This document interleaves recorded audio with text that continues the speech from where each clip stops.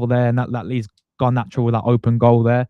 And but listen, my friends, we'll take it. You know, first leg. Don't get before the game. I said we'll take a win going back to the Emirates now. I think at the Emirates, you know, we've got a really good record at home.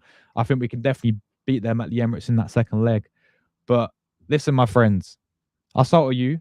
Obviously, going back to that 3-2 win, Tony, in the Carabao Cup semi-final first leg away at Stamford Bridge.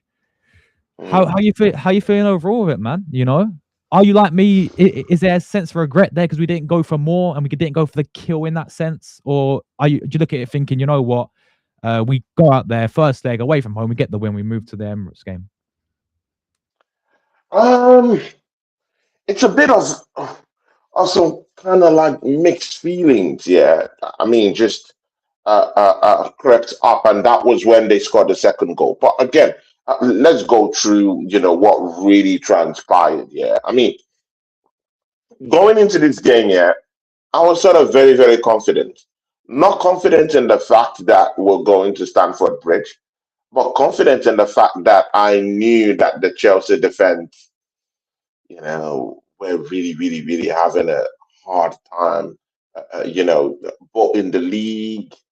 Of course, they got that win in the FA Cup, but again, with this championship side, yeah, you can't be too sure about your form or your defensive structure, or even the prowess of your attacking fluidity, on the day, because of course there are lesser oppositions. When you face top oppositions, you bulk, and that's what we saw with that Chelsea defense, bro. I mean, all over the place. Every single time, yeah, that I saw a set piece coming in, an in-swinger coming in from Declan Rice, Bukayo Saka, there was always that disarray. You could sense it. You could smell it right in front of the 18-yard box of that Chelsea team, scampering around. And again, this is what I always tell people, yeah. Arsenal have got. I mean, when I say these things, people laugh at me. But, it's the truth, people. It's the truth. Do the math yourself, yeah? This is Arsenal's weapon of mass destruction. You know why it's called the weapon of mass destruction, people? Because it causes harm and teams don't know, yeah, just how to capture Arsenal's rigmarole in the 18-yard box when we're preparing or when we're trying to just get into that aura of taking those set pieces. And again, you can see with that Chelsea defense, bro. I mean, all over the place. Even if I don't really, really trust the personnel they have there, Barashile, I mean, come on, bro. Even Sanchez, mistakes after mistakes after mistakes. I mean, and again, you just have to ask yourself, yeah, a big club like Chelsea Football Club, yeah, have a championship goalkeeper, bro, in their hands. That's a Yeah, championship what was he goalkeeper. doing? What was he doing for that second What goal that they was he scored? doing? Bro, mistakes after mistakes after mistakes, And then Declan Rice was actually getting lots of stick from the Chelsea fans. I know you saw that, bro. Even if you didn't see it, you could have sensed it. He was getting stick from the corner kick, from the corner kick position where he took that corner kick for the And goal. and then we They score from were it. giving him serious stick, bro. Yeah, yeah, yeah. They were cursing at him. They were hurling expletives at him, and so even someone even called him a traitor. Of course, he had a spell at Chelsea Football Club before, so definitely, those boos and those curses came out from that end of the Chelsea stand. But man just took the in swinger, and you know what? Yeah, big up to Benjamin White. The last time he scored a goal was against Chelsea Football Club. People, his last goal for the Arsenal was against Chelsea Football Club, and he scored two on the Yeah. day. And it's just so amazing when Benjamin White, yeah, expelled those rumors about him terminating his contract at Liverpool. Terminating his contract at Arsenal and leaving for Liverpool because I heard that Liverpool is heavy on the chase of Benjamin White under the radar anyway. But it is what it is. He got that goal smoothly taken. Normal header, yeah. I mean, we can't call this set piece goals beautiful goals again.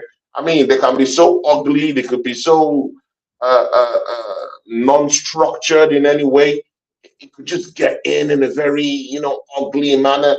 Again, what we really want is 3 points on the board and a goal. Yeah, and Benjamin White did it. And I'm also happy for him. And then the second goal, I mean, see, I mean, we've been a big topic on this channel, on both of our channels actually, yeah, because I've seen you go on serious spats with lots of people, and it's this issue of Gyökeres. Yeah, I mean, people, man of the match, and that. Oh my God, yeah, he gives it to us, people. That's it. That's it, people. See, people, it's easy. It's simple. This is me. Yeah. If you do the right thing, if you're scoring goals for the football club, I would be the first person to say, you know what, yeah, guys, that was a goal. Yeah, he did well. Give him his kudos, people. And again, yeah, see, Josh, yeah, the position where he got that goal, yeah, that is where you want your number 9 to be situated in the 18-yard box. That is where you want to see your number 9 frolic around. That is where you want to see him do his thing, in the 18-yard box, not on the channels, people. Yeah, not behind doing the capacity building for Arsenal, for Arsenal's attack. No, no, no, no, no, no, no, no, not on the wings. No, no, no. Where you want your number 9, yeah, is in the box, hustling and harassing defenders. Yeah, bro, that was in between two Chelsea defenders. A mistake from Sanchez, letting it go under his arm, and then he sees that chance and bam, hits it. Yeah, that was a pure number 9's goal scoring opportunity, and Gyökeres was there at the right place at the right time to get that goal, and he got it. I was so happy for him. Josh, did you see what happened when Bukayo Saka came to celebrate with him? Yeah, it's all over Twitter. He pushed him out the way. He pushed him out the way. Pushed him off the way. Because, Tony, you see, Saka could have played him in first time, and he decided to cut back. Benny Blanco overlaps with a great crossing, yeah? But you saw that reaction, Gyökeres, when Saka didn't play him. He was like, oh, man. Yeah, he put his hands up. He was like, fuck. It looked away. It looked away that raised his hands up. Facts, bro. That's what I'm talking about. And then you see the celebration. He pushed him away a little bit, didn't he? He was like, I ain't celebrating with you. I'm going to my boy Benny Blanco. I'm going to my boy. People, it's simple. And again, you know what? Yeah, I think I have to listen to some of the arguments you earlier brought, to the arguments that my friend and my brother Oregon Gooner told me, about the dynamics of this system with Mikel Arteta. You two, including Rory, to be very fair, Rory too, but Oregon Gunnar has always been banging in that point, with me. And he's always said, you know what, yeah, with the dynamics through which Mikel Arteta is playing with, man is not getting those passes from our outlets, yeah, from Bukayo Saka, maybe from Odegaard, Trossard, or whatnot, yeah. Whenever they play, they somehow find it so difficult to send that pass to Victor Gyökeres. And again, we saw it yesterday with what you said too. Saka, instead of just, finding a way to just get the ball across to Gyökeres, he instead wanted to cut in selfishly and take the shot on his own. I mean, for how long would that work at Bukayo Saka? He's been figured out. I know he has to. I know, when you're a forward player, yeah, at times being selfish, yeah, should be part of your game, but not to the detriment to the greater good of the team. Yeah, and this season, I think Saka is doing it quite a lot. To be very sincere with you, and I've really felt Gyökeres' pain when Saka didn't send that pass to him. And to be very sincere with you, and that person that I've been saying something like this is Cooper. Cooper. Big up to Cooper. Cooper. I don't know if it's here. I don't know if Cooper is here, but people, Yeah. that's me. This is me. I'm one of the fairest people on the on internet space here. See, there is no shame. Yeah. If I see something is correct, I would say it's correct. If I was wrong in it, I would go back and correct it. That's me, people. So I'm not saying I'm wrong because Gyökeres should, however, make those runs, get into positions, But firsthand, firsthand, I saw Saka stink up the place without passing to him, bro, and he let a bad taste in my mouth. And when Benjamin White sent that cross, to him, I was so satisfied to just see Gyökeres just finally that pressure just lifted away, and it was a good goal. I really liked it. It was a Predators a chance, a Predators goal, and he scored it, and that's a testament to how he fought hard to be in that 18-yard box and hold of the two centre halves. And that was very good. Another chance came from Merino.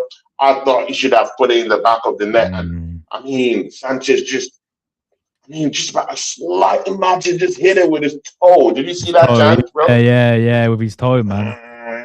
That should have entered. That was a carefully well placed shot, but again, it is what it is. But I had several problems with Mikel Arteta's substitutions. I was seeing strikers all through. I was seeing Jesus come in. I was seeing Kai Havertz come in and play in midfield. Bro, what are you doing, bro?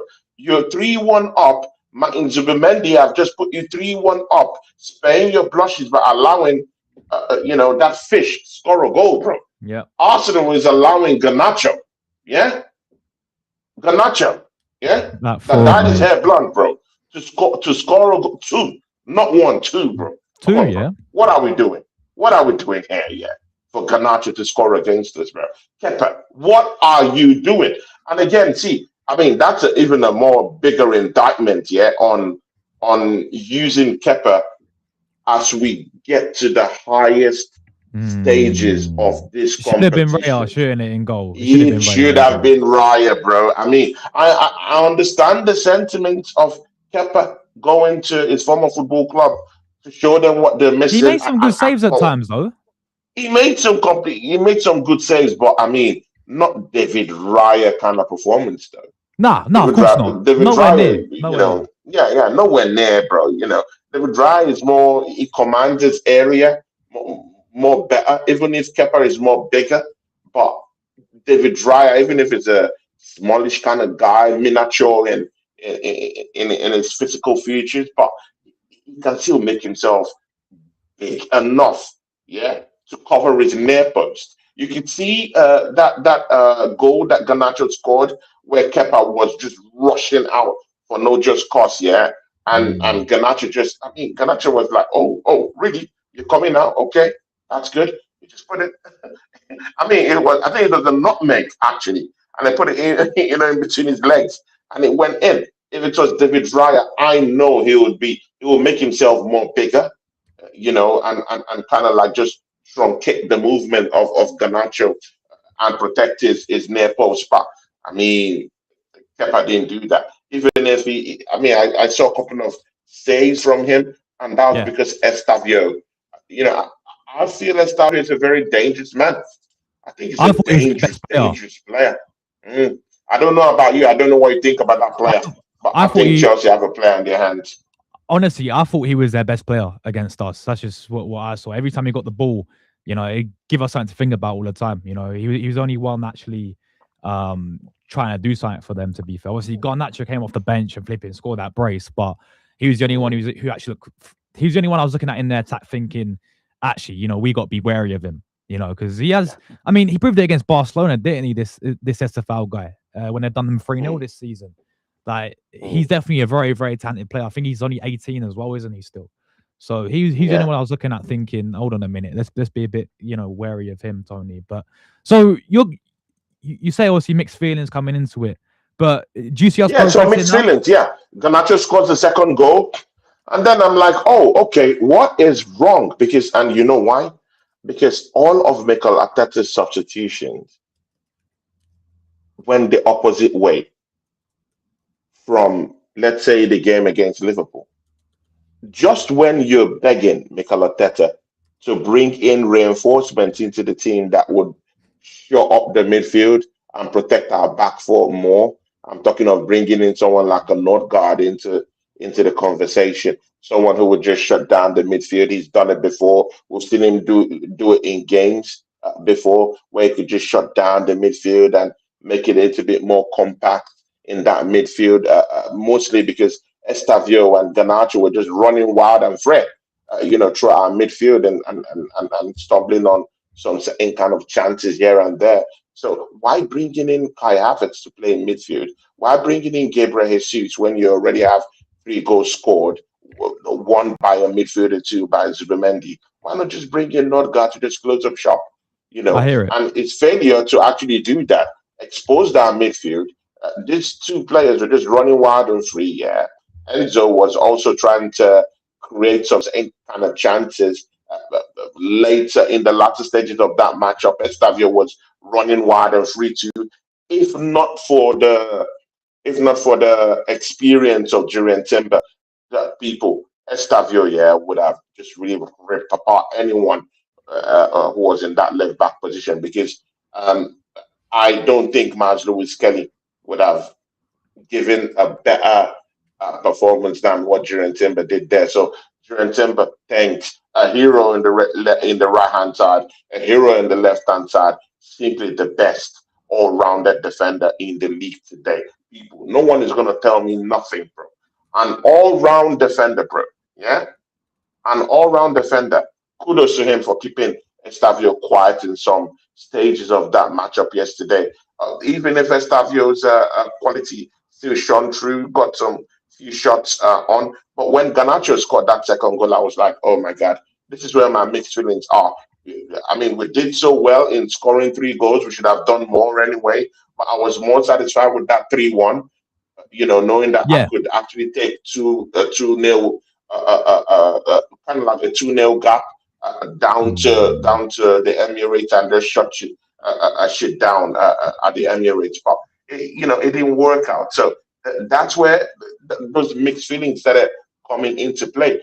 Number one, we're conceding goals. Number two, our defense still looks jittery. Number three, our attack isn't really liquid enough to my liking. Number four, we're not inculcating Eze into the gameplay. I think Eze is still someone we could use. I would like to see him on Saturday play against Nottingham Forest. That's a story for another time.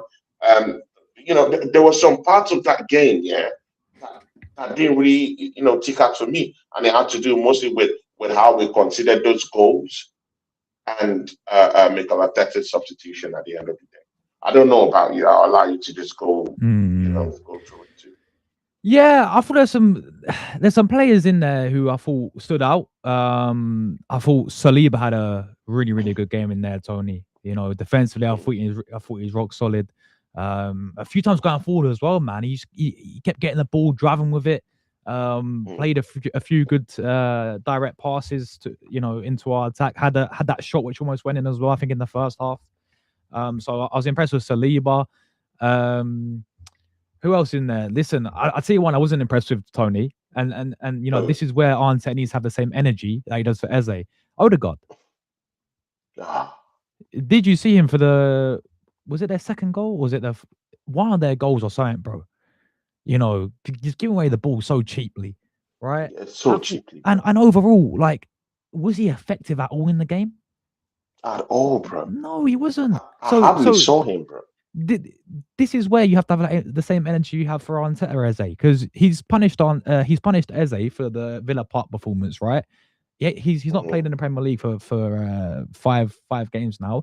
Okay, I hear it. Eze against Portsmouth again wasn't effective, but at the same time, Odegaard now I saw it against Liverpool. I've seen it against Mhm. Chelsea now, right? He had a few good games, Mhm. right, when he came back from injury, but he's one you got to look at in that Chelsea game and he was off it completely, wasn't he, Tony Odegaard? I mean, how many times do we have to talk about this other God problems here? I mean, without him in the team, yeah, I wouldn't say, yeah, we were playing, we're firing on all cylinders. It was very liquid. No, I'm not going to say that. But at least, yeah, I mean, we were pushing things. We were moving the ball a lot more quicker. With other God, I mean, it's slowed down.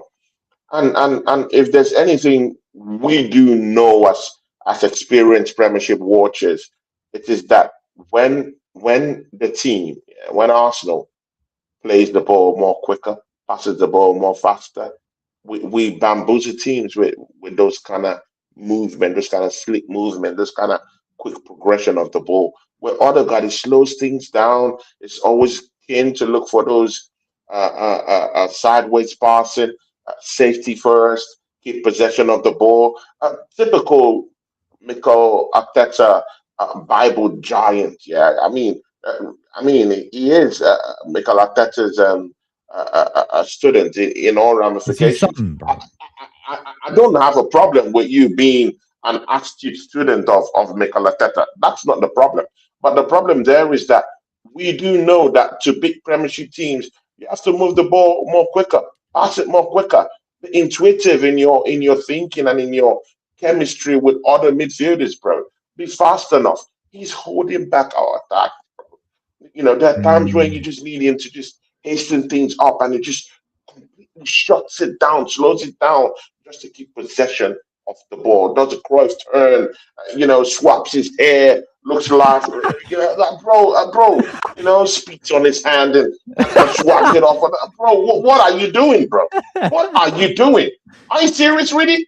Really, really, other God. Are you serious, bro? But again, I don't want to turn this into a negative thing. We won in that matchup. Yeah. We won, and I don't want it to distort, the general good feeling about that matchup. Yeah, because I'll try and be very fair. That was a win in all Oh yeah. ramifications, bro. At Stamford Bridge, come on, man. We have to, bro. There were years, yeah, years back, yeah, during the Mourinho period, yeah, bro. All the Conte periods, yeah, bro, where I had to Mm. go to Stamford Bridge, yeah, And and we get and rolled whenever over, I'm wouldn't we, coming back, bro? exactly, bro. Whenever I'm coming back, I'm either in tears or I'm either, is it in post depression after the game? I mean, it's Yeah. crazy. All those years where I used to go to Stamford Bridge, I cry out, of those stadiums because those were horrible times. But these days, we go to the stadium, we kind of get this win. It's something to arouse. But it's now down to us as podcasters to actually constructively criticize the team in those areas that we were lacking. But the win, good win. I really like that. We could actually go to enemy territory and get a 3-2 win. But we should be able to talk about our defensive frailties and how weak our midfield was after the changes by Mikel Arteta. Instead of shutting it down, he Mm. just completely left it wide open for attacking Chelsea players to just run it wild and free and get those goals. We've given them a lifeline. Don't get that wrong. But again, we've not lost in the Emirates in about 15, 16 games. We have 14 wins at the Emirates with one draw at the Have Emirates. we I lost at the don't think Emirates? I don't think we've lost at the Emirates this season, have we? we've not lost at the Emirates this season, bro. That's what I No. told you. 14 wins and one draw. I think maybe two draws now with that Liverpool game. I don't know, but it is within those numbers, within those confines, and we've not lost a single game at the Emirates this season. Let's keep going with that record because on the long run, it's going to really, really, really help us out, bro. No, Being strong at home is a big thing to really have in your ammunition. as I said, like I feel like looking at the first leg result, all the main thing was to come out there with something, man, and we got the win. I would have definitely, as I said, I would have taken a 1 goal margin if you offered it before the game, Tony. Um, Again, on the flip side of that, I know there's opportunities to kill it off even more. And yeah, that way it comes to frustration is like we could have had the tie done and dusted already in the first leg. It gives them a little bit of hope going into the second leg with a 1 goal margin. You know, we saw Palace Yeah, in the quarterfinal take it to penalties against us, didn't we? Even when we yeah, had a 1 goal margin as well and we went a goal up. So it gives them that little bit of hope coming into the Emirates. But I do believe we progress, Tony, against this Chelsea team. And I do believe mm, we'll be facing most likely Manchester City, you know, in the final, bro. What you before we move on, in terms of the Carabao Cup overall as a trophy, right? I get it gets dismissed. It's probably number 4 out of all the ones you can possibly win, right? For me, yeah, you know, I still think it's a trophy. Like, yeah, it's not the be all or end all of it, but we win that trophy in March, Tony, right? The team has that mm, mentality. They've won together. They know mm, what it feels like to win together. And I feel like that could be a stepping stone, like many other teams have done in the yeah, past. Like Pep Guardiola's first trophy was Carabao Cup at Man City. Jose Mourinho's yeah, trophy was at Chelsea was a Carabao Cup as well. They use it as stepping yeah, stone to go on to the bigger things, the Premier Leagues and you know in the end the Champions Leagues and all that. So yeah. where you really at with the Carabao Cup? Because we have a big opportunity to make it to the final, man, against City.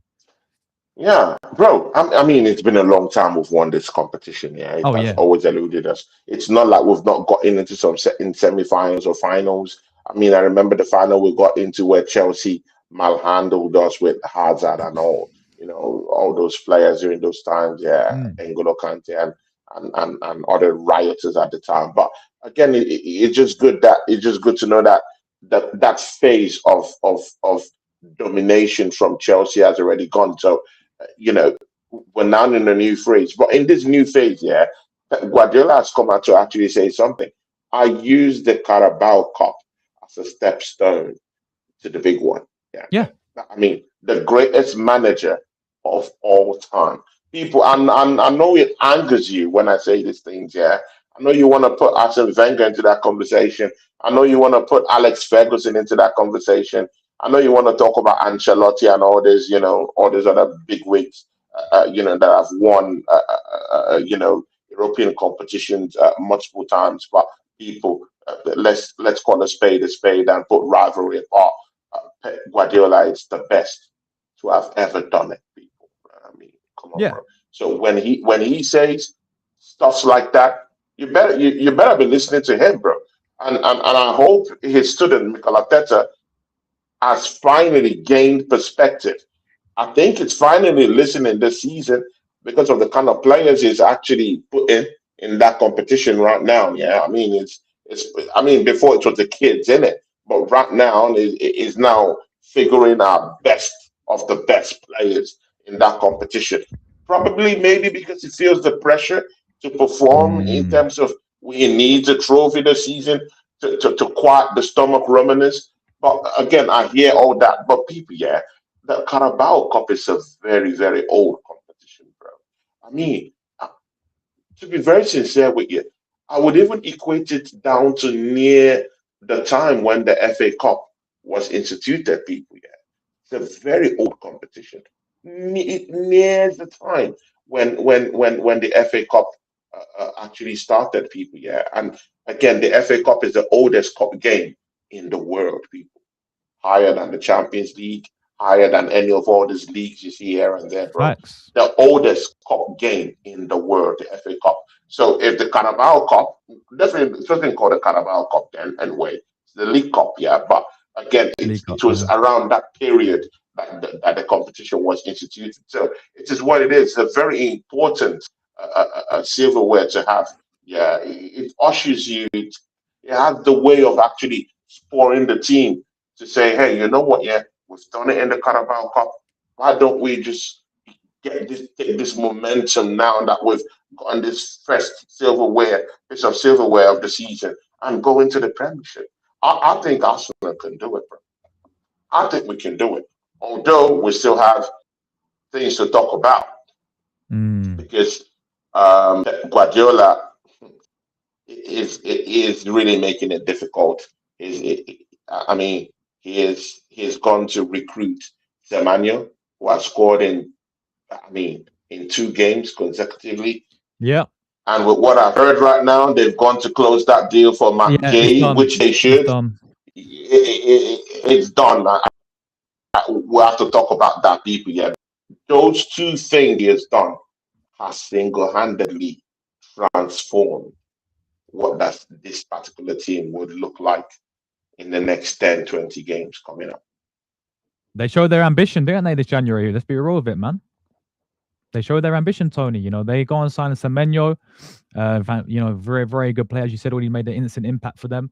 And now they had the defenders out, you know, no Ruben Diaz, no Garvido, and they go straight away. £20 million, people. £20 million was a deal for a player like Mark Guehi, right?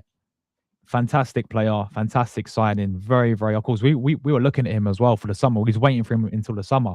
Same with Semenyo as well. Both of them we could have got, but we was waiting more for the summer anyway. But City, they go on to sign a player like Guehi. It strengthens their team completely, even with the injuries that they have out. Semenyo strengthens their team completely as well. They got a lot of depth in the winners' positions now with Doku, with Foden gonna play out there, with Cherky. Now Semenyo could play both sides as well. So City Exactly. is showing Exactly. some He could play ambition. both sides. Yeah. Yeah. City is showing some ambition, aren't they, Tony, man? Like, you know what? I mean, we still have that 6 point gap ahead of them, but this is what they did last season as well. They went to sign Omar Mamouche, you know, and I said it at the start of the window. I said, if City need a player, they'll go and get the job done. They'll show that ambition to get these types of players, and they've got two players there who have strengthened them completely. And yeah, it's they go to Man United, or is that Etihad, guys, or is it Old Trafford? I think it's our Old Trafford people. Is Yeah, it it's Old our Old Trafford? Trafford people. Yeah, yeah, yeah. But people, yeah, don't look at that game as a game that it's gonna be City running riot. People, it's not gonna be like that, bro. That's a derby. It's gonna be hotly contested, bro.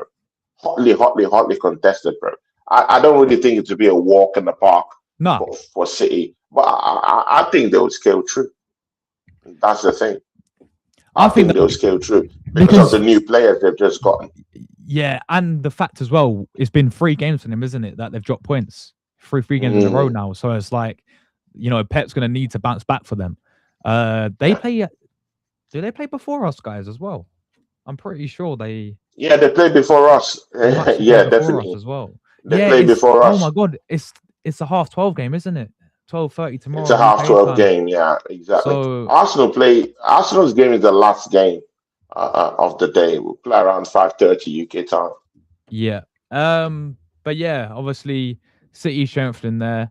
Um, should we move to our game, Tony, or should we? Because I want to And quick. we can move to our game, but slightly. One thing I also want to say too is that you know what? Yeah, this what many fans are not really looking at right now is that this signing of Semenyo has the potential to cause a big rift in this title race. Yeah, and people haven't clocked it yet, but in the coming weeks they will clock it. They will have no other choice than to clock it. Yeah, this Semenyo deal. Yeah, man came in and he's scoring goals, bro. Do you know Mm, the impact? Do you know what Doku would say to himself when he sees those goals coming in from Semenya? mm. He'll be he'll be wanting to prove himself more, right? Dang, exactly. I mean, do you know what someone like Cherky would say to himself? He's been Oh, this wanting. Jesus just comes. Yeah, Exactly, bro. This Jesus just comes into the football club. I'm like, what is going on here? I have to score goals.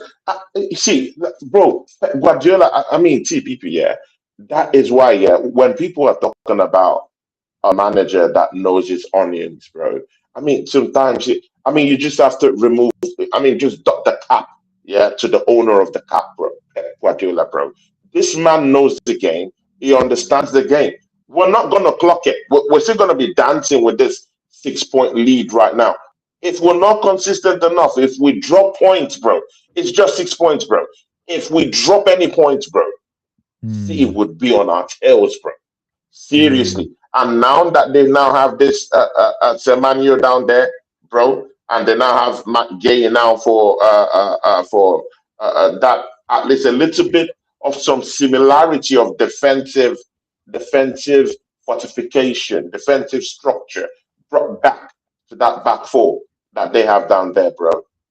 I mean, we're now looking at a revamped City side that's ready to actually go head to head with us. I mean, it's scary times in the next coming weeks. We've not clocked it yet. Arsenal fans haven't clocked it yet because what I'm seeing other podcasters do are like, uh, Guardiola is just buying. Like, bro, he's not just buying, bro. He is strategically revamped his squad. Strategically, bro. And that's what people Mm. can't see.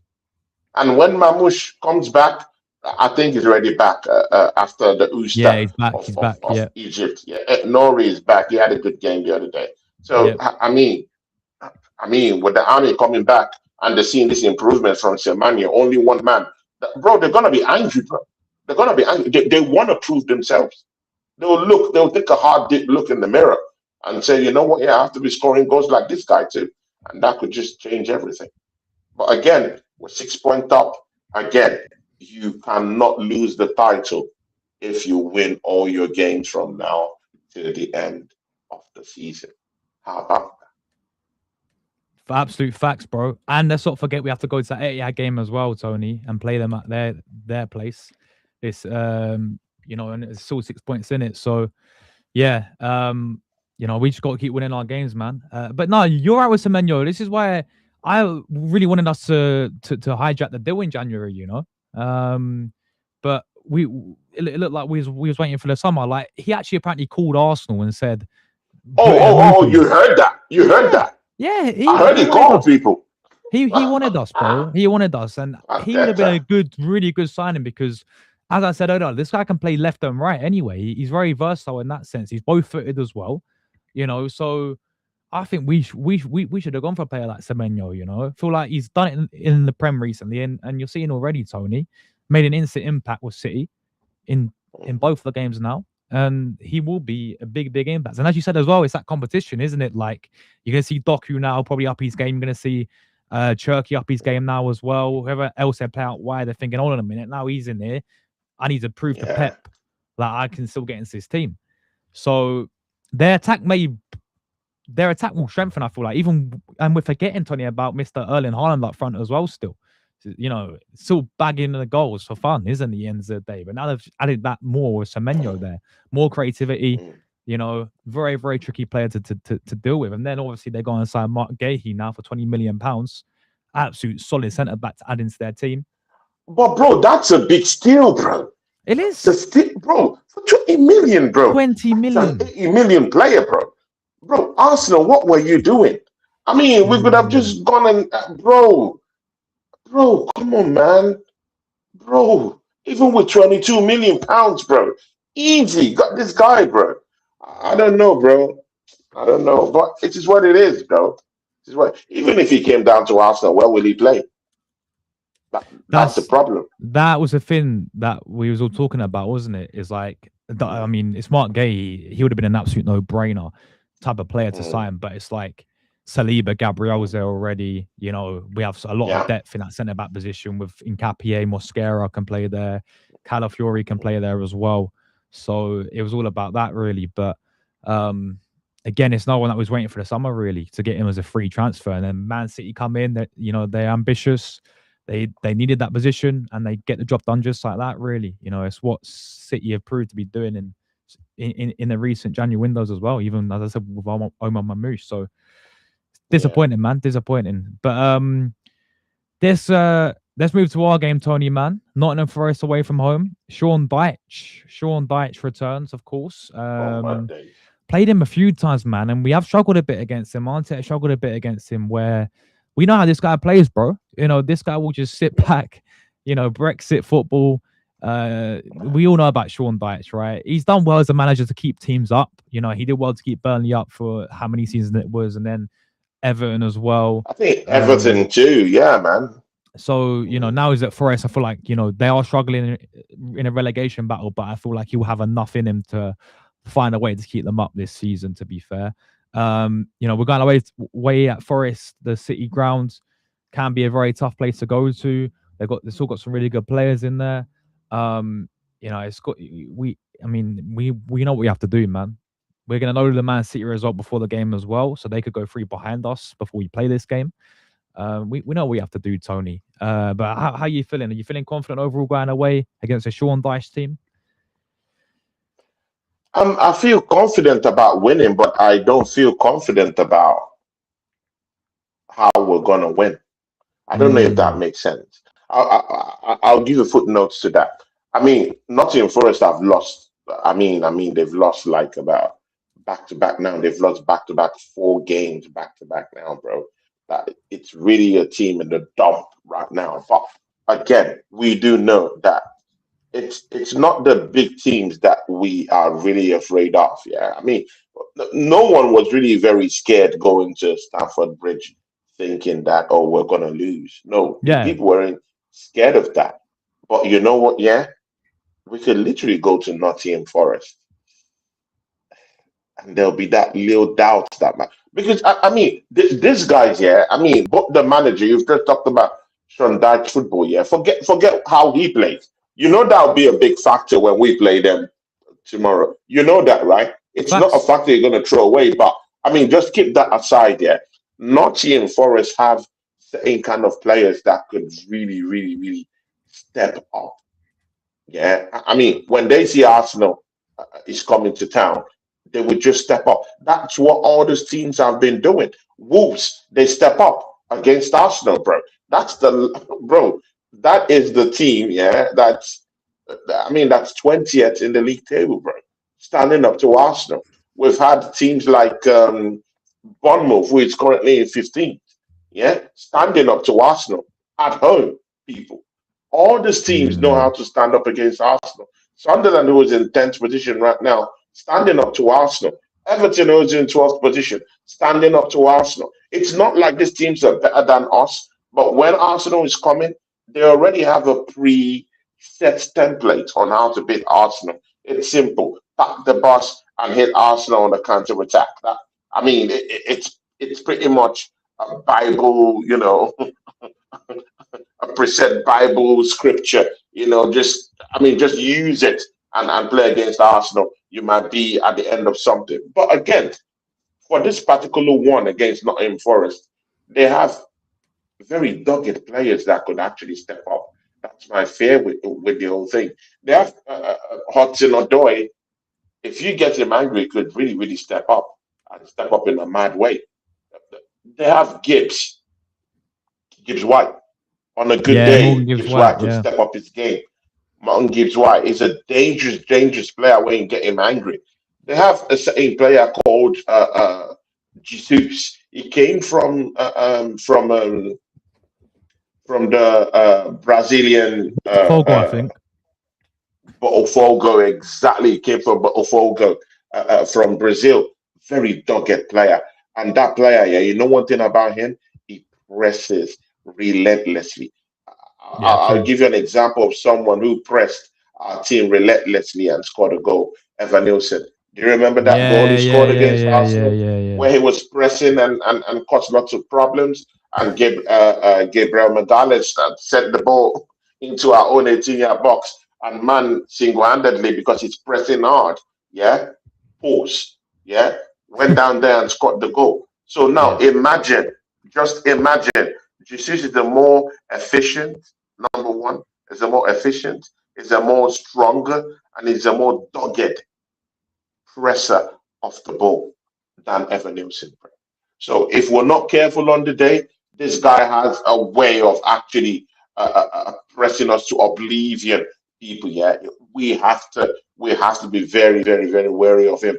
And again, if there's any other thing I hate in a team, yeah, it's someone who has a vendetta against our team. Yeah, like maybe okay, let's for instance, yeah, maybe okay, yes, we sent Alexander Alexander to Nottingham Forest, yeah, and maybe he manages to get game time with Nottingham Forest. Definitely, he will have some sort of vendetta against Arsenal, innit? can he To play? actually come Can in he play? and show us what we're missing. He's not gonna play because I'm gonna use Oh, another. oh, yeah, yeah, yeah, I yeah, want yeah, to yeah. use him as a template There's another player who is down there who hates Arsenal after we used and dumped him. People, Omari Hutchinson from the Wings. Yeah, He yeah, hasn't yeah, yeah, been yeah, there against Arsenal. yeah, He yeah, doesn't yeah. like us. He's ready. He's ready to step up his game times 10. Even if he doesn't step up, in other games against Fulham, against Bournemouth, he doesn't care. Against Arsenal, he's going to step up the play. People, they have players that are going to step up against us. So people thinking that this game is already in the bag, think again, bro. The report side, I get that. But we've seen them step up against teams that people never thought that they could step up against. Look at Liverpool. Do you remember what they did against Liverpool at Anfield, bro? Yeah, yeah, yeah, yeah. Can Very you true. remember? Yeah, I Do remember. you Yeah, yeah, remember yeah. the scoreline? Do you remember the scoreline? Yeah, they was it they won, didn't they? They won at Anfield. Do you remember the Three scoreline? 3-0 won it. 3 Yeah, yeah, 0 3-0, people. 3-0. Yeah, yeah, Three yeah. exactly 3-0 people. Now, see, people, I know it might not be the gospel you people want to hear, but we have to be very, very careful about Nottingham Forest this weekend as we go down there. Sangare is coming back fresh from the AFCON competition, ready to take scalps. The last game he played before he left for the AFCON competition, he scored a very, very freaking worldy people. Can you Yeah. remember the world he scored just Yeah, before he yeah, left for yeah. the African Cup of Nations? People, he's back into the middle of the park now.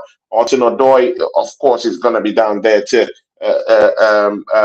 Just like I told you guys, is going to be there. They also have a player too who I also like, also Anderson.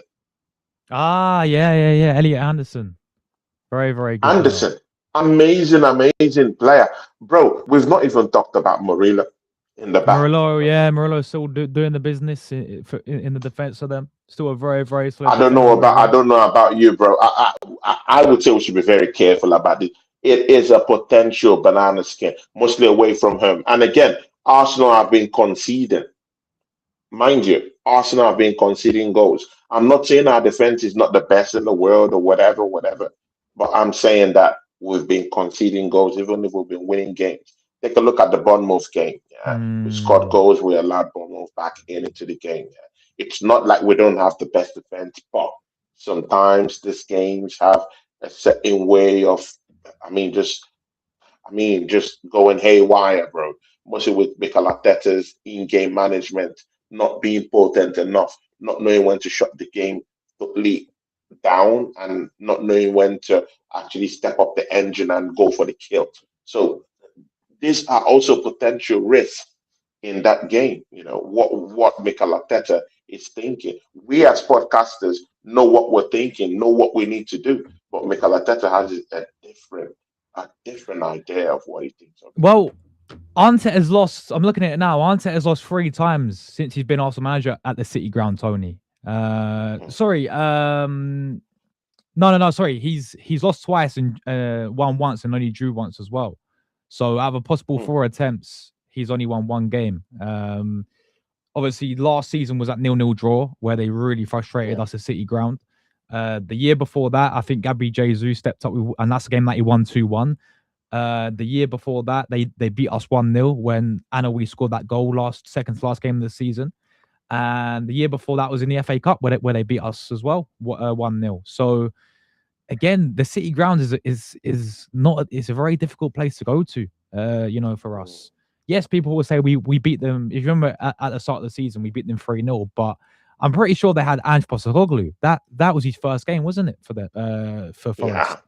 So, For Forest, yeah. and we saw how that worked out. So I'm just saying, Sean Dyche, they had Sean Dyche this season when as you said, Tony, they battered Liverpool at Anfield 3-0. He was the manager. Hmm. People could say, oh, Hmm. he plays this negative football, but he done up Liverpool 3-0, at Anfield. Now, I'm not saying that's going to happen to Yeah. us, but I think you're right, Tony. It's a game that could be a potential banana skin. Mm. I still think we find a way to go over the line, though. But lineup wise, what are we saying in terms of? I mean, I think the goalkeeper is pretty obvious. Reyes in goal for sure, but Yeah, for sure. He has to come back. the two centre backs, Saliba, Gabriel, obviously. But what about the fullbacks, bro? Do we go with Ben White again, and do we go Timber, or does MLS come into this game? Because for me, I'd go Timber and Ben White again. Josh, see, yeah, we have to be, and this is the problem I always have with Arsenal fans. Yeah, when a player is just coming back from an injury and he has a very, very good game, yeah, we suddenly we want more. Suddenly we turn to Oliver Twist. We want more. We Yeah, want but more and has more and more. We want to run the play. No, then Josh, I'm not gonna have it, bro. I mean, me and you're gonna. I mean, we're so much friends, yeah. That I mean, we have to go. We have to go to fisticuffs now. Boxing, I don't care. You to boxing, bro, I don't care. See, Josh, man. See, why is it that when any player comes back from injury, yeah, you want more of the player, more and more. I mean, you don't care if it's just coming back. You just want to see him play again, again. And bro, this is football, bro. This is human being, bro. This is not AI, bro. I know you're a young dude, yeah, but bro, this is not AI. It's so not AI playing. I has mean, Lewis people in the Kelly, chat, I know you guys think it's AI playing, bro. These are not AI. These are human beings, bro. These are human beings, flesh and blood. Yeah, with legs, with limbs, with hands, with eyes, bro. They're fallible beings, bro. Yeah, I mean, come on, Josh, come on, bro. You knew what happened to Ben White when he came on the last time. and You I knew knew what what happened, happened, right? bro. I don't know After what a happened to game or Lewis two. Kelly, man. Bye bye. Bro, come on, bro. What, Let's don't do this, guy. Tony, what about Lewis Kelly, bro? In the recent games, bro, he's been getting caught out, man. He's been off it. I ain't dismissing the guy because he's a quality. He proved it last season how good of a player he is. But at the end of the day, bro, every time he's played this season in that left back position, right, since he's came back, he's really struggled there. And it's always been a Hmm, side that other teams have been targeting in the recent games. It's a side that you look at and feel like, hold on a minute. You've seen him a few times this season. He looks shaky, right? hmm, It's because for me, yeah. he ain't playing enough games. And we had this conversation last week, bro. He was like, he's got to work his way back in the team. He has to prove himself with the competition that Yeah. he's got with Richie there. So I'm saying, for based on what I've seen with Lewis Skelly, is are you confident this guy's going to step up considering his recent performances and the recent form in left back? Because I'll be real, even against, was it Portsmouth that we played? I thought he looked shaky against Portsmouth, personally. Was it it might have been that game, or there's a few games before that anyway. But either way, Ben White comes in, probably one of our best players against Chelsea, right? I get the injury concerns, I get that completely. But I wouldn't, I don't know, it's one of those ones. Would you actually play Skelly for this game then, even though he's been playing poor? Josh, again, it's not one of those. It's an injury waiting to happen, bro. Bro, see, yeah, we've seen this time and time and time again, bro. And bro, it gets me. I mean, it gets me giddy at times, bro. Yeah, bro. See, yeah, how many more times does Benjamin White have to go under the knife before we know that we have to use him sparingly, bro? Bro, he's not a machine. Yeah. Yes, he had a good run out at Chelsea Football Club, but bro, we have to tone it down a bit, bro. Yeah, Tone I it agree. down a I bit. agree. Tone it down a bit.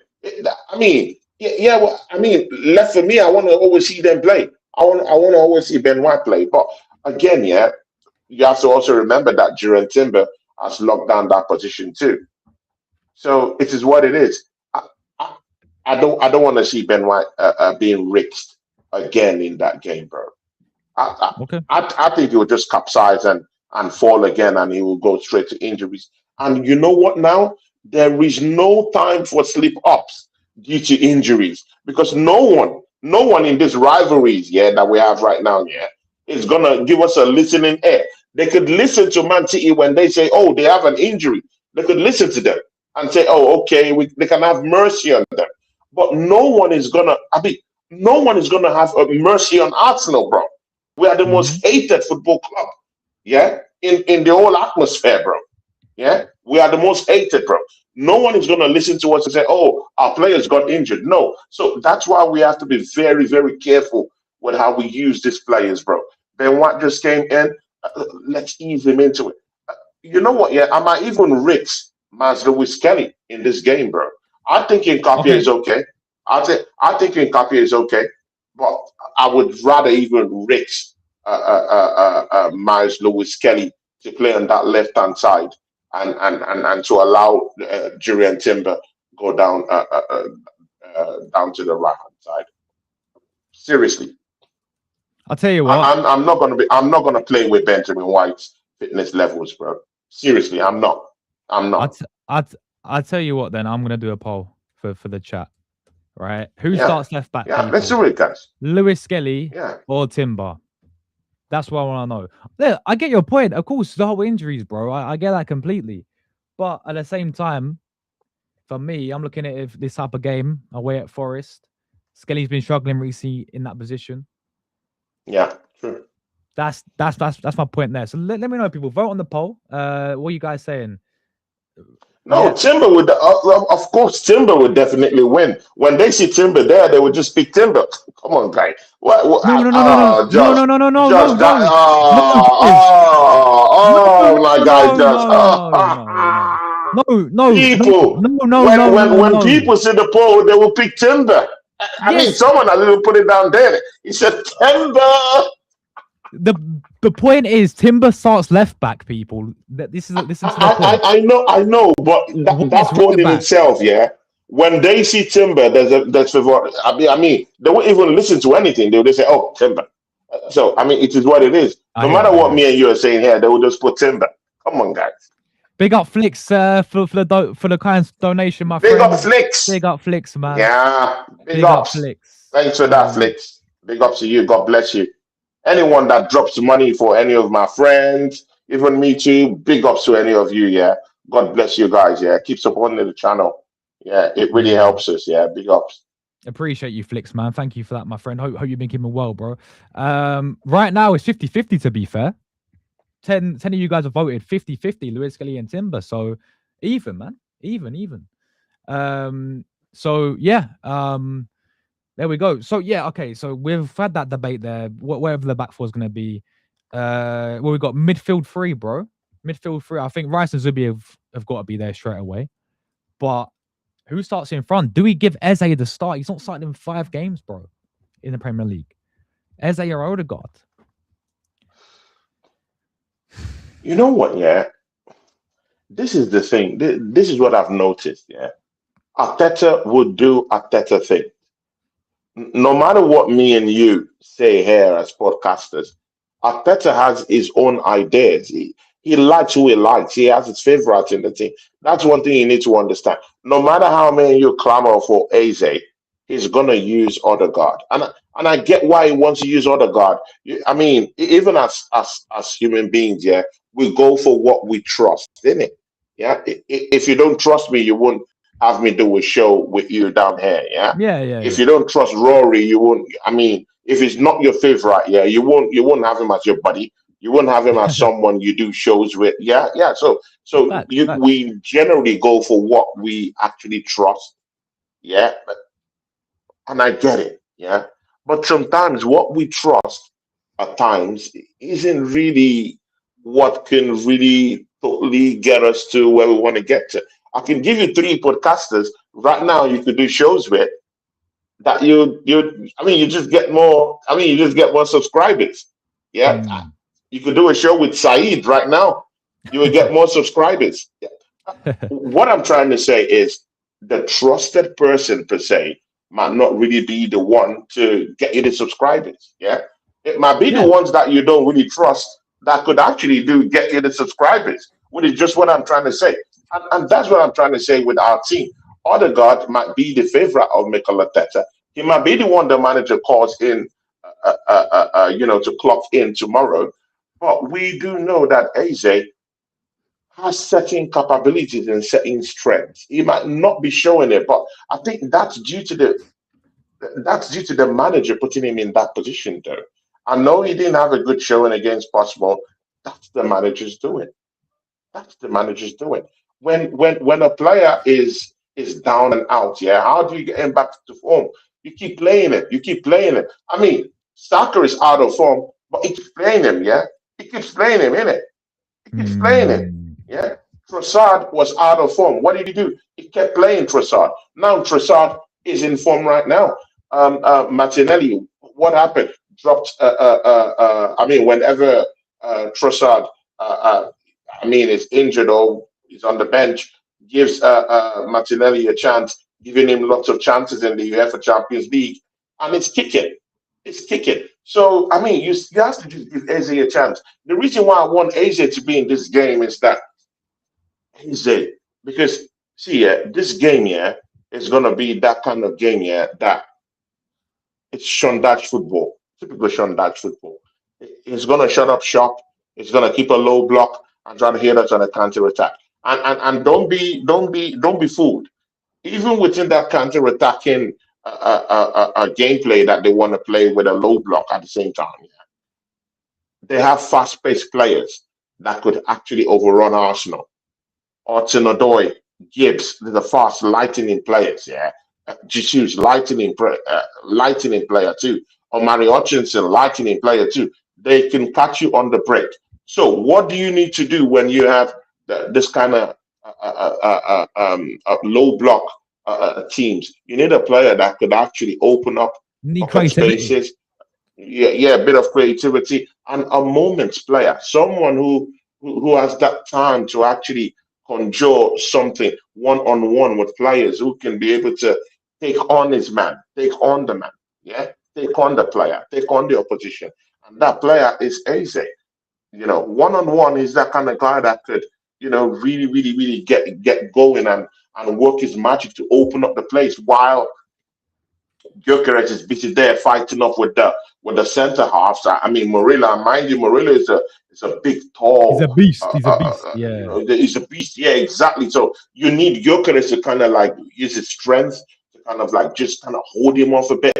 So while it's a big, big, big threat to Murillo, Anderson, and all these other people down there, maybe AJ could just be exploiting those little spaces around there, taking on his man, dragging people to him while opening up the play for Saka, for Saka to just get in behind the defenders and try to get some decent crosses into the 18-yard box.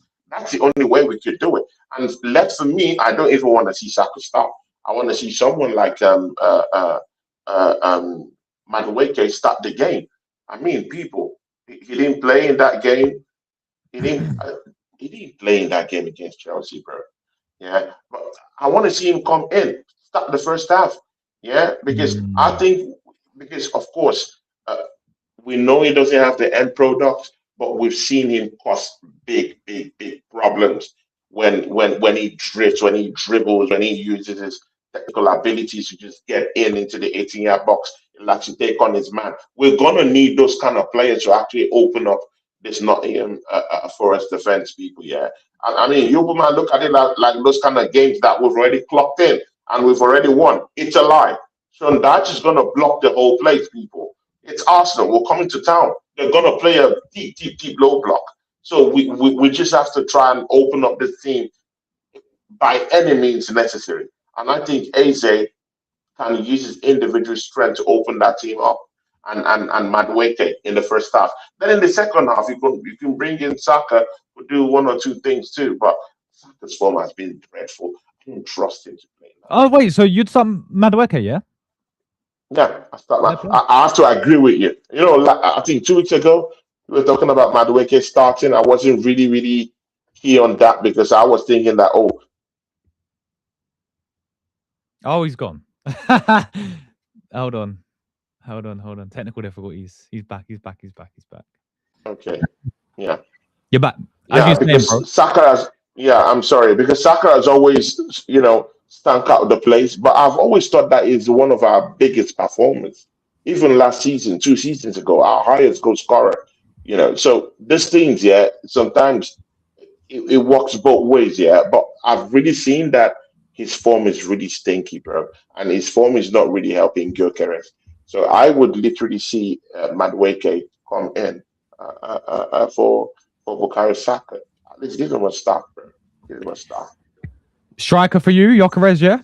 Gets another go up front. You get because we're gonna be dealing with beasts in people. I know they've conceded goals, but mind you, I will remind you guys here. These guys they step up when they play against Arsenal. Even Mm. Wolves stepped up when they played against Arsenal, bro. They could get smashed up by Manchester United, they could get smashed up by all this. But when it comes to Arsenal, I mean, suddenly they drink Red Bull and suddenly they can fly. You know, suddenly they drink Red Bull and then these mans can fly. So I mean, it is Mm. what it is. You know, we need players who would, hit the ground running in that game, bro. It'd be interesting to see what he just does on the left wing though, because he played Trossard against Chelsea, right? Martinelli came off the bench. Martinelli scored a hat trick in the Portsmouth game in the FA Cup. I was thinking he'll play Mm, him again against Chelsea. So it'd be interesting to see who he plays on the left wing. Does he go with Trossard? Does he go with Martinelli again? The thing with me and Martinelli with Martinelli is in the Premier League games, Tony, he's really been off it. Let's be real with it. He really been doesn't take his off it, yeah. opportunity. He didn't take his Mm, opportunity in the Premier League games. Any other yeah, competition, he seems to thrive in his other in his other competitions, right? So I think go with Trossard again, maybe on this game on the left wing. Even in some of these yeah, away games this season, Trossard he stepped up. Think about the Fulham game where again it's a quite similar to this type of game. It's going to be that had potential to be a bit of a banana skin game against them, right? Very very tough game, but Trossard stepped up and got us that big goal in that game. So, mm, and I say all the time, like I think many people can agree, Trossard's probably been our best. Well, he has been our best attacker this season so far. He's really stepped up. So I think for this big Premier League game, I think we go with Trossard on the left wing. So I I think it's gonna be Trossard. yeah. Again, that's what I've been saying. Yeah, we say what we want to say. Arteta does what he wants to do. I mean, Mm, when Martinelli is scoring a hat trick, yeah, of course against Portsmouth, the natural thing to do is to play him against Chelsea. But again, the manager he does what he likes. So, but again, and I hear that Trossard shout. Yeah, Trossard has been tremendous for us down the left hand side, but it is what it is. I think it will start Trossard. yeah. And for me, I would say start Trossard so that in the second half, when Nottingham Forest start having tired legs, because when they're defending, they're going to be trying to cover lots of spaces, cover lots of ground, trying to defend against Arsenal. And they'll be weary, they'll be tired. I mean, they'll get tired. Yeah, they'll be tired legs, and then you can later on just bring in Martinelli to sound the alarm later on. So I mean, bringing in Martinelli in the 70th minute, I mean, it's not such a bad idea though, because they'll be having tired legs, and I mean, they'll just want to try to keep Arsenal at bay, and then Arsenal could just bring in Martinelli and Saka, and if there's any strength left in them, definitely they could get us something. Yeah, 100%. So Let's do. Trossard start. What's the score prediction saying for this game? I'm gonna go with a 1-0 straight away. 1-0 to the Arsenal. Tricky game. Sean Dyche will make it for us, but I think we'll get a goal. 3 points. I think it will be like that. I think it will be like that. Bournemouth game. Bournemouth game, It will yeah. be Okay. tough. It will be tougher than we think. Yeah. For me, that's what I feel. I think they will step up against us. I think they will score. I think they will score a goal against the run of play. I think they will score a counter attack goal. I'm looking at 3-2. Arsenal win. A 3-2, yeah. Okay. Yeah, Fair yeah, play. yeah. And going forward, we'll be conceding goals. I mean, let's don't throw that fact away that we've not That's been true. having clean sheets, bro. We've conceded against Chelsea. We conceded goals against Bournemouth. There was another game we conceded goals again. Can you remember? There was another. Uh, Let me quickly get our fixtures up quickly.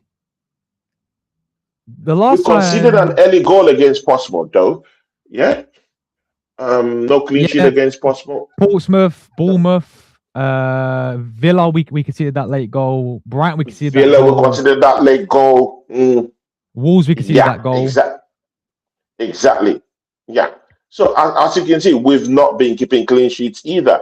There's a problem we're now having defensively. Maybe it's due to the injuries that we have. Maybe someone is not locking down that left hand side. I completely get that. Gabriel Magalhaes is just coming back to the side. I completely get that. I mean, we have some concerns defensively now because we're now conceding goals, and we're now making it habitual to actually concede late goals, and that scares me a lot. So we have to be 2-3 nil up to be assured of any confident any confident thing coming out of that game. Mostly when we're in the 80th minute, 82nd minute, 90th minute. I mean, we need 3 goals, and I Mm, think Arsenal will get the goals though. But it's I get the win. defensively, I think they might score 1 or 2. So I think 3-2 Arsenal win. Okay. Just before we go, man, I wanted to quickly get there's some news that came out the other day about Anthony Gordon, Tony, to Arsenal making him the number 1 target on the left wing for the summer Mm, transfer window. Newcastle going to want a lot of money for around £70, £70 million. Sorry, um, mm.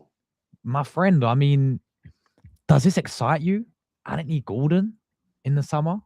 You know, he scored a few goals in the Champions League this season. I think he's their top goal scorer in Champions League with 5, 6 goals, similar to Mm, Martinelli. But I think he's actually been really underperforming in the yeah. in the Premier League for them. If I quickly get, he scored 2 goals this season in the Premier League in 16 Mm, matches. mm, Um, Champions League, as I said, he scored 5 goals, but Premier League, he's reminding me so much from Martinelli. Martinelli doing bits in Champions League, other competitions, but Premier League hasn't cut it. But I mean, £70 million is what Newcastle want for this guy.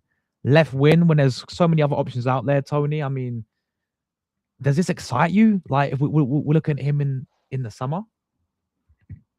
bro, it doesn't excite me one bit, bro. I mean, if you give me this news like 2 years ago, two Mm. seasons ago, approximately a season ago, 3 seasons ago, yeah, I would say okay, yeah. But now I think Gordon has been found out. Don't get it twisted. He's still a good player. The pace is still in him. But again, I wonder how many more years he has to really, really, really, really, really play at the highest level, bro. I'm doubtful about that. The pace is still there, but I think he's really, really, really being found out in the league right now. I think we need something more different, something more, something more. I mean, something more technical about the player, something more dynamic about the player. Rodrigo can do that. So rather than throw away Mm. that £70 million for Gordon, why not go to Real Madrid and tell Real Madrid, you know what? Yeah, let's put an ambitious transfer. Knock on the door for Real Madrid's Vinicius Junior. How about that? Mm. I heard is thinking of leaving Real Madrid and is looking at Europe, right, and Saudi Arabia. I know that's a far fetch, but again, why can't we try it? We're Arsenal Football Club. Why can't we do it? I'm looking at Rodrigo. How about that? Yeah, Rodrigo. Yeah, no game time Rodrigo. against Yeah. in an Alonso team, and I'm not sure Avaloa is going to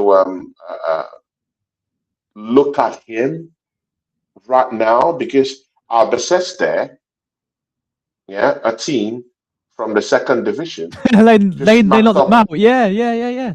just smacked up Real Madrid. Now, people will say, okay, yeah, Albacete won, so what does that mean? Good, then I'll give you footnotes to that. Albacete just dumped Real Madrid out of the Copa del Rey. Yeah, so Hmm. that narrows down the competitions that a player who is on the fringes would be able to play. So what does that mean now? It means that the manager will now resort to using the big guns in the remainder of the games they have because they don't have any Copa del Rey to play. They don't. They don't. and Mm. and and and Rodrigo isn't the favorite in the team. They have other players like Mostotano. Yeah, They have Kylian me, Mbappe who could also Brenham play. They have Diaz. Vini who could play in those places. Bro, they have killers who could play in that place. So, which still puts Rodrigo into that precarious position of trying to live the football club in the first place. So it is what it is, isn't it? So why don't we Um, go knock on that door and try and bring in Rodrigo with that money, yeah, bro? With that money, bro, 70, 80 million, bro, bro, with 60, 50, we get Rodrigo easy, bro. yeah. Easy, Facts, bro. bro. Because they want Facts, him out. It's a facts, bro. no-brainer, bro. Facts. The poll saying 93% say no. They don't want, sorry, they don't want Gordon. It's only 7% saying yes. So there we go. Quite a big statement there, guys. Big up Half Viking for the super chat, my friend. Thank you very much for that, bro. Big Absolute ups. real one. Big up Half Viking. Thank you very much for the kind donation. Really appreciate you. Says big up to Napoli. They need to start winning again. Yes, Napoli, of course. With Conte, still in a title race over there in Serie A as well with Inter and the Yeah, many Fabregas other teams. lost. Fabregas lost his football club. Lost against AC Mm, Milan just the other day.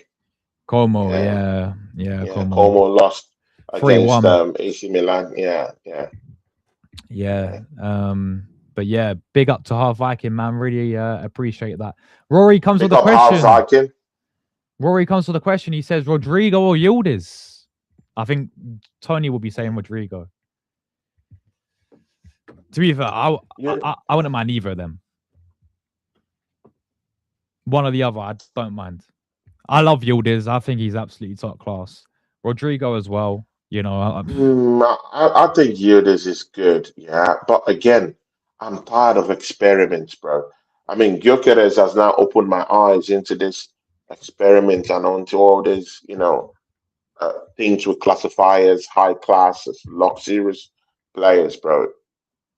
I would go for the one that I know that okay can give us at least something, which is Rodrigo.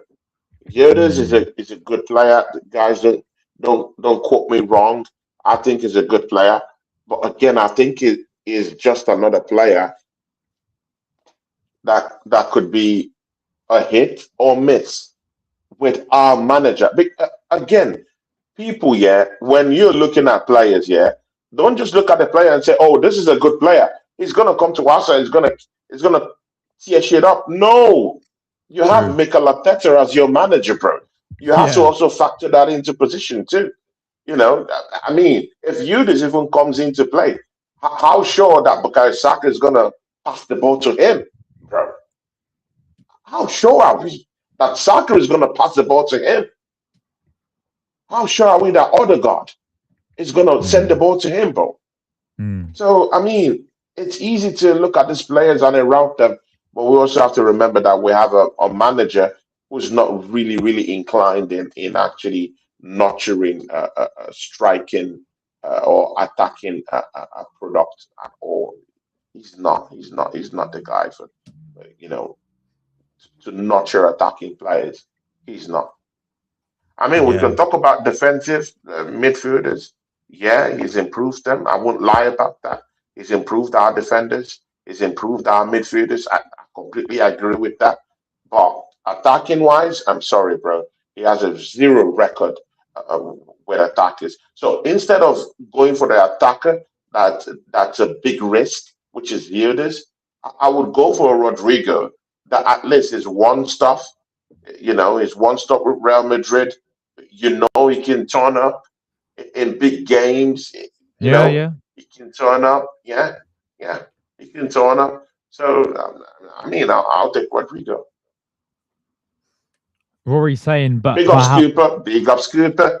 Cooper, Yeah, I miss you, Cooper, big bro. up. Cooper. Big up Cooper, man. Rory saying, by that logic, Tony, how do you expect Rodrigo to work then? I just gave the answer. I just gave the answer. I think he's more inclined. No, that's a good question. Yeah, but I think Rodrigo is more inclined. Yeah, yeah, I yeah. think Rodrigo is more inclined. He's a winner. I mean, he's been under several managers with different styles and different stuff like that, and he's a winner. Key. Yildiz isn't a winner on Rodrigo level. Rodrigo has won Champions Leagues. Rodrigo has won Copa del Rey. He's won. He plays with Brazil. He has certain technical abilities that I think Yildiz doesn't have. Yildiz is more of a goal poacher to me. He's not really blessed with certain technical abilities that I like. It's a good. Mm. I mean, it can hold off center halves. I completely get that. It could. It could also. It could also help. Usually, he helps usually with the build-up play. I've seen him play. Yeah, Yeah, yeah, it yeah, could. yeah. Yeah, it could help with the build-up. I completely get that. But rather than going for Yildiz, why don't we go for someone that we can all agree that it's a no-brainer? Just bring him to the league, Alvarez. Yeah. So instead of spend all this money on someone that cannot be proven, just go ahead and go bring in Alvarez from Atletico Madrid. If you want to bank on something, you can at least bank on Alvarez as a backup dancer to Erling Haaland. Man scored about 17 goals in his first season, bro. Mm. Off the bench, bro. As a backup dancer to Erling Haaland, bro. And you know what it means for you to be a backup dancer to Erling Haaland? Less game times. No one wants to pass the ball to you. They're all looking for Haaland, bro. It was a backup dancer and got 17 goals. Now went to Atletico, is tearing shit up down there. It's looking good. Playing that false nine position, you can use him effectively as a number nine. You can use him in the wings. I've heard in some incendiary spaces, you could play as a number 10 if you want to be Mm. wild. You could even play as a number 10. It helps him build up play. He could hold up play even if he has a very small miniature stature. He can hold up play. He does lots of things with you know with the technical abilities that he has. So it's what it is at this point. Yeah. You can see what happens, man. But yeah, Tony, I think that's it, my friend. I think done an hour and Yeah. 30. Great show as Mhm. always, my bro. I think we covered everything really well. But yeah, just shout out. I know you're very busy today, my friend. You got two other shows, right? To do today. So let them all know, man. He froze again. I think he's froze, people. Yeah, he's froze. The aliens have got him again. Rory, bro, he's on your Wi-Fi, man. What's going on? Oh, people, make sure you smash the like if you enjoyed the show today, guys. I'm sure he'll come back. I want him to come back so he can get shout out his channel and what content he's got coming up, man. Big up BBK for the raid earlier as well, bro. Really appreciate that. They won't come through your channel as well a bit earlier on. But yeah, man. Make sure I haven't already. I think we're one like away from 40. So get the likes fired up as well. That'd be greatly appreciated, people. And yeah, we'll be back tomorrow, obviously, for for the Forest game. We'll be back on Sunday for the women game. We're playing the FA Cup against Villa, so that'll be on Sunday. And then yeah, I may be back later this evening, actually, guys. I haven't decided. I mean, maybe 7 o'clock. There could be because I want to do a news show because there's quite a few things I want to talk about. And then so we'll have to wait and see. I could be live later on, people. But yeah, I don't know if Tony's gonna come back, guys. Aliens are gonna lay. But yeah, man. What's the poll saying about Gordon? 7% say yes, 93% say no. Oh my days. What was the other poll saying earlier? Yeah, a lot of you guys saying Timber at left back for tomorrow's game. I agree as well. I agree. It's nothing against Lewis Skelly because we know how good this guy is, but you know, obviously with him, he's been off it, hasn't he, in the recent games? Timber and Ben White. Ben White was superb. I get what Tony was saying about the injury, but Ben White was superb against Chelsea, I thought, So big up Jordan in the chat as well, mate. Big up to you, my brother. Hope you're good today, bro. I'm sure you're disappointed about Gahey going to Man City. I think that's a great signing for them, to be honest with you. It's a shame, man, but we was never going to get him in January because that's more of a summer thing anyway. It's just an opportunity in the summer. But it definitely strengthens their defense. Same with Semenyo as well. I feel like strengthens their attack. But yeah, I don't know if Tony's going to come back, man. His internet must have crashed completely. But yeah, anyway, make sure you guys sub to Tony. Haven't already. He's got a show in about six o'clock with his Man United fan, I think. They do their show, and then he's also got a show with Dom. Anyone from my channel, you guys know Dom very well. Arsenal Domination. Um, yeah, big up to him. He's going to be going on Tony's channel as well. They do a good show. Always love listening to Dom as well. So big up to him. So that's what you can find on Tony's channel, guys. Make sure you sub to him. I think he's doing a watch on tomorrow for the Forest game. With Bargath as well. Shout out to him. So and I want to say thank you as well if they do watch this. If Miss Melina's around and if she somehow finds this on playback or whatever, a big shout out to Miss Melina for taking the watch on, because obviously we was at the game the other day in the Chelsea one. And she kindly took the watch on. So thanks to everyone who showed her support from my channel on there as well. Big shout out to her. But yeah, people, thanks all so much for tuning in today. Really appreciate it. As I said, I'll catch you guys tomorrow or maybe this evening. We'll have to wait and see. But yeah, have a great rest of your Fridays, people, what we get up to. And yeah, Tony's still not back yet. So make sure you subscribe to him as well. Having some technical difficulties. His internet's crashed. Anyway, people, we're getting out of it. Take care, people. And as always,